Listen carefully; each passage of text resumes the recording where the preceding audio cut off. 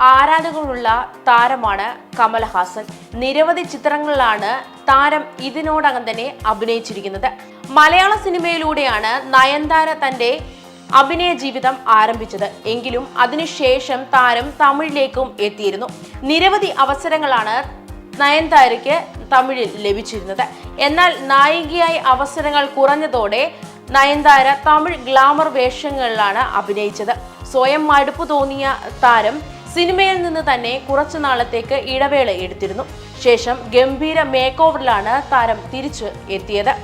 നയൻതാരയുടെ make over താരത്തിന്റെ അഭിനയത്തിന് മാത്രമല്ല ലുക്കിലും ഉണ്ടായിരുന്നു. നായികയായി ശക്തമായ തിരിച്ചുവരവ് തന്നെയാണ് താരം നടത്തിയത്. തിരിച്ചുവരവിൽ വളരെ ചുരുങ്ങിയ സമയം കൊണ്ട് തന്നെയാണ് തെന്നിന്ത്യയിലെ ലേഡി സൂപ്പർ സ്റ്റാർ എന്ന ബഹുമതി താരം സ്വന്തമാക്കിയത്.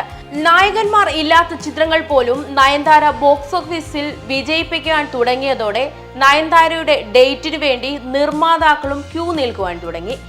ഇന്ന് തെന്നിന്ത്യയിൽ ഏറ്റവും കൂടുതൽ പ്രതിഫലം വാങ്ങുന്ന നായികമാരിൽ ഒരാൾ കൂടിയാണ് നയൻതാര. തെന്നിന്ത്യയിലെ ഒട്ടുമിക്ക നടന്മാർക്കൊപ്പം നയൻതാര അഭിനയിച്ചിട്ടുണ്ട്.